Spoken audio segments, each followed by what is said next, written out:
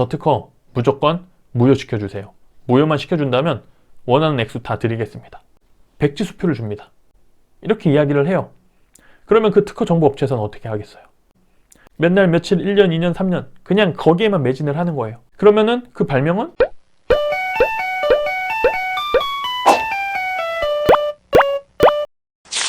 안녕하세요, 김선생입니다. 이번 영상에서는 대기업이 어떻게 특허로 을지를 하는지에 대해서 한번 살펴보도록 할게요. 최근에 이슈가 된 사건들이 몇 개가 있는데요. 하나는 술과 음료에 관련 있는 사건이고요. 다른 하나는 빵과 관련이 있는 사건이에요. 먼저 술과 음료에 관련 있는 사건을 좀 살펴보면은 다음과 같아요. 한 개인 발명가가 회오리 모양의 병을 특허로 출원을 해서 등록을 받았어요. 디자인권도 같이 출원을 해서 또 등록을 받았어요. 그런데 진로에서 출시한 테라라는 맥주에 이 개인 발명가가 등록받은 유사한 모양의 형태의 회오리 병이 사용이 된 거예요. 그리고 또 다른 음료, 미에로 하이바도 마찬가지예요. 미에로 하이바에도 병 상단 부분에 회오리 문양의 디자인이 새겨져 있고 이 병에 음료를 담아서 판매를 하고 있는 거예요. 그래서 이 개인 발명가는 이 두 제품을 판매하고 있는 대기업에 판매를 하지 마라, 혹은 특정한 로열티를 지불해 달라 라고 이렇게 요청을 했어요. 그랬더니 이 두 대기업은 어떻게 했을까요? 일단 소송을 제기하고 특허를 죽이는 거예요. 특히 개인과 같이 약자들한테는 더 심하다는 거죠. 밀러라는 맥주 브랜드가 있는데요. 이 밀러라는 맥주 브랜드는 회오리 모양의 형상의 병에 맥주를 담아서 판매를 했었는데요. 이 개인 발명가가 자신의 특허를 침해했다면서 이 병에 대한 로열티를 요구를 하자 이 병을 생산 중단을 했어요.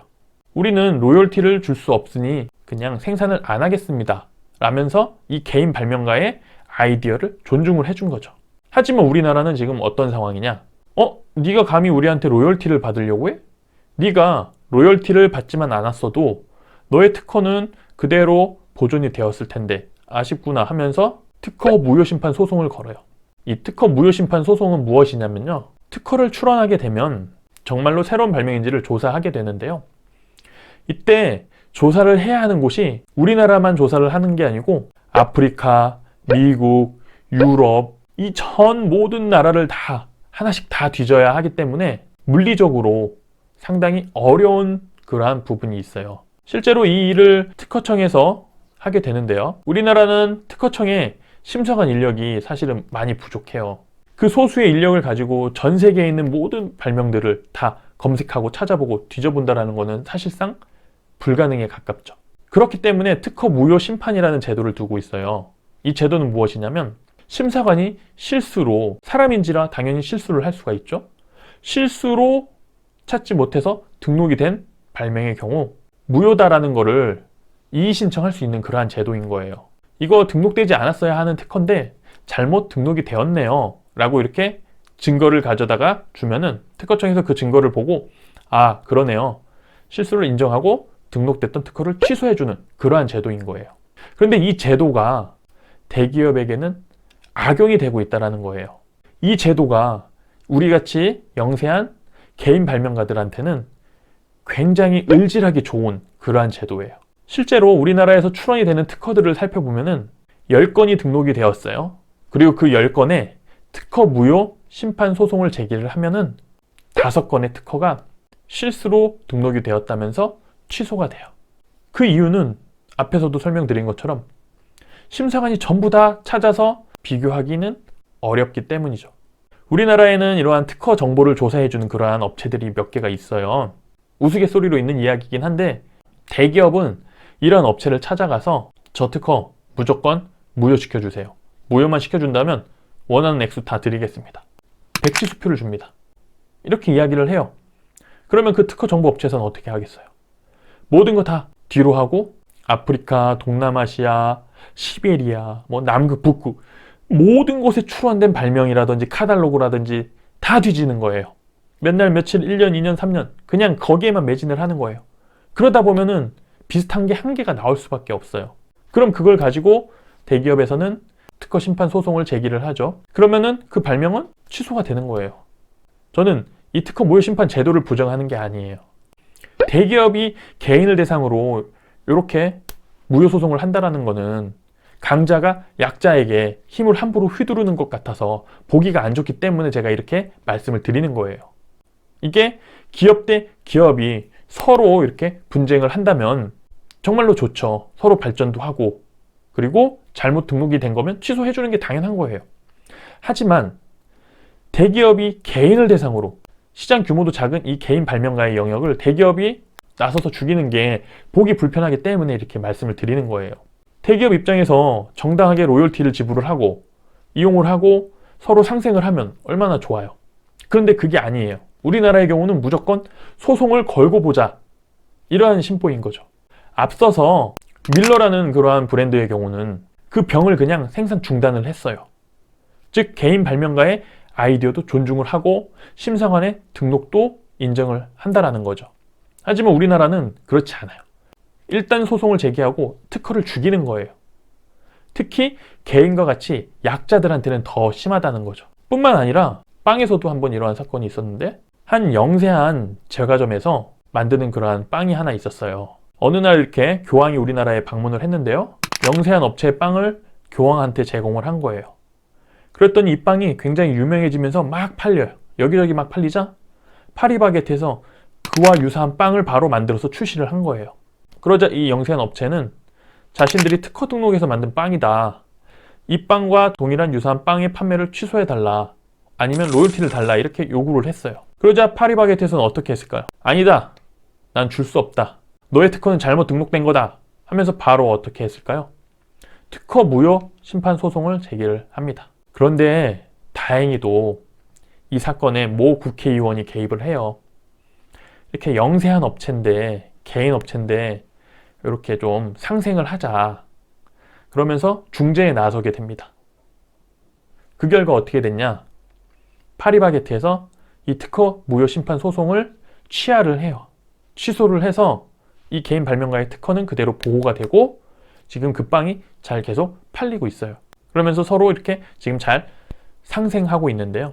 지금 이 병 특허 대기업에서 이렇게 죽자 살자 달려드니 무효로 될 확률이 굉장히 높다라는 거죠. 이게 바로 대기업들이 특허를 통해서 을지를 하는 대표적인 사례들이에요. 대기업이 대기업과 소송을 하고 싸운다면 굳이 이걸 가지고 을지를 한다라고 이야기 안 하겠죠. 문제는 힘이 센 대기업이 개인 소발명가들의 이러한 특허권을 무효화시키기 위해서 죽자 살자 달려든다라는 거예요.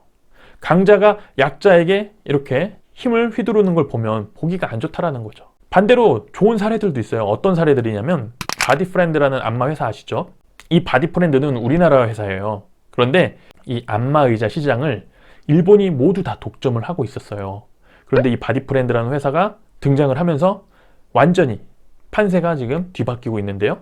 이 바디프렌드는 기술력이 당시에는 이제 없었다가 점점 기술력을 확보하면서 세계 시장을 이렇게 조금씩 뺏어오기 시작을 한 거예요. 그런데 이 안마 의자 시장에서 굉장히 기술을 많이 가지고 있는 회사가 바로 아나다 회밀이라는 그러한 회사인데요. 바디프렌드가 전 세계로 이렇게 뻗어나가려고 하자 이 아나다 회밀위에서는 바디프렌드에게 특허 소송을 걸어요. 그런데 이 바디프렌드는 어떠한 전략을 펼쳤냐면 이 아나다 회밀위의 특허는 무효다, 잘못 등록된 거다 라며 특허 무효 심판 소송을 제기를 해요. 그렇게 해서 이제 판결이 났는데요. 어떻게 판결이 났냐? 바디프렌드의 말이 맞다, 등록되지 않았어야 할 특허가 등록이 됐다, 따라서 취소가 되는 게 맞다 라는 판결이 나오면서 이 바디프렌드가 전 세계적으로 뻗어나가는데 가장 큰 걸림돌이 하나가 제거가 돼요. 그러다 보니 이 바디프렌드라는 회사는 현재 전 세계 안마 시장에서 1위라는 점유율을 달리고 있고요. 그리고 우수한 기술력을 인정받아서 람보르기니와 함께 협업도 하고 있어요. 얼마나 보기 좋고 멋있는 그러한 사례예요. 이처럼 우리나라 기업들이 해외 기업을 대상으로 이러한 전략을 펼친다든지 아니면 대기업 대 대기업끼리 서로 이렇게 선의의 경쟁 상황에서 특허 무효 소송 심판을 한다면 정말로 사회적으로 건강한 특허 생태계가 조성이 될 텐데, 그게 아닌 강자가 약자를 죽이는 그러한 형태가 된다라면 이거는 정말로 좋지 않은 그러한 문화를 만들어 가는 것 같아요. 발명가의 아이디어도 존중을 해주고 약소기업과 강소기업, 대기업이 서로 상생을 할 수 있는 그러한 문화 조성을 우리 대기업들이 조금 앞장서 줬으면 좋겠어요.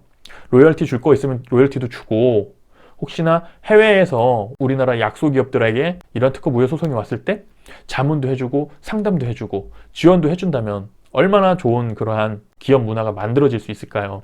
개인적으로는 이러한 사건들을 보면서 너무 안타깝고 아쉬운 마음이 커요. 저 또한 개인 발명가이기도 하고요. 그래서 지금 이 회오리 병 모양의 특허 분쟁이 어떻게 결론이 날지는 모르겠지만 앞으로는 대기업들이 먼저 나서서 이러한 개인 발명가들의 특허를 조금 더 인정해주고 대우해주고 그러한 사회가 조금 형성이 될 수 있도록 대기업에서 먼저 좀 앞장서줬으면 하는 그러한 마음에서 이번 영상을 이렇게 준비를 하게 됐어요.